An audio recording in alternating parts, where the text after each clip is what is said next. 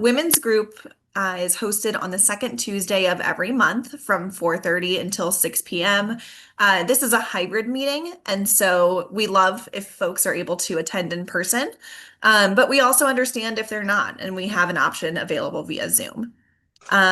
This group is catered to women ages 18 and older.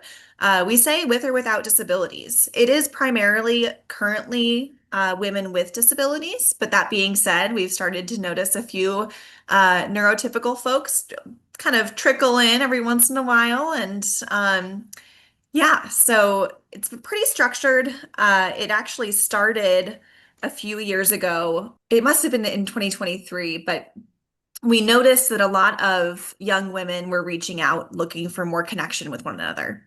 And Valentine's Day was coming up. And so we hosted a Galentine's Day meetup. And after hosting that Galentine's meetup, it went so well that we wanted to continue. And that group has grown from just, I think, 4 or 5 participants, maybe the first time, to I would say we have an average of 10 to 15 people show up, half in person and half virtually. So it is structured where everybody shares just 1 or 2 emotions that they're feeling when they first join. So we always do introductions with names and how we're feeling. And then we give everybody that joins an opportunity to speak, whether they want to share an update or if they want to ask for advice.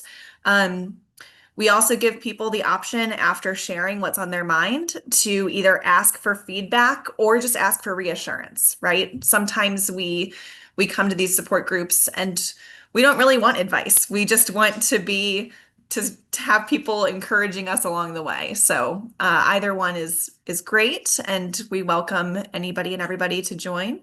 And yeah, to RSVP or to be added to our email list, give me a call, text me, email me, whatever works best for you. I'll go ahead and pivot to our virtual roommate meetings. These are a support group that we've held for at least a few years. They used to be primarily held in person pre-COVID. And it's kind of changed over the years. It's now a hybrid meeting. In order to be added to that email list or to get updates, people will fill out a roommate profile. These meetings are intended for folks that are looking for a roommate.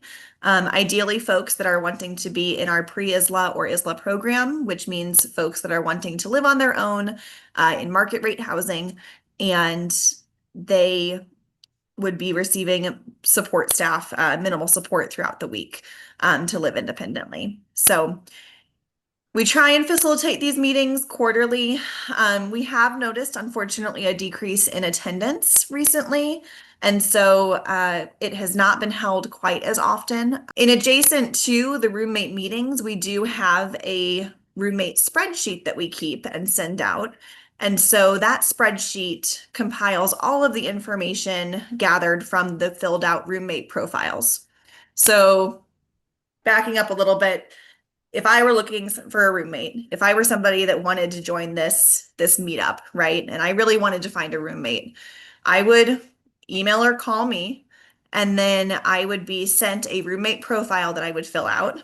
I would fill out my information, tell somebody what I'm looking for in a roommate, and what kind of qualities I'm looking for, what my budget is, what kind of area I'm looking to live in, what's important in a place to live to me.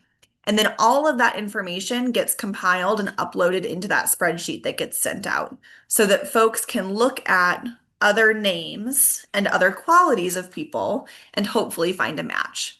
So even if there isn't a virtual roommate meeting being held or coming up, I am still happy to help folks get connected with each other.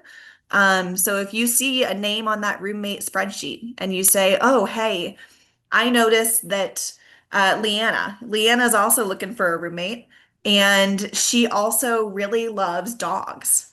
And I love walking dogs, and I have a dog, and she also wants to live in the Maplewood area. Maybe then I want to reach out to Leanna. So I'm happy to, as a staff person, facilitate introductions between folks if they feel like they need that. So even outside of the meetings that are being held for everybody to join, I'm happy to try and make roommate connections too. Thank you, Emma. And Emma also has a closed group that is kind of focused in similar ways to the virtual roommate group. It's people that are waiting for the pre-ISLA services. Is there anything you want to add about that? Yeah, thanks for bringing that up. That is called our Independent Living Resource Group, or ILRG for short. I actually co-host that one with Gabby, so thank you, Gabby. That again is a hybrid meeting. If somebody's interested in joining or wants more information, they can reach out to me.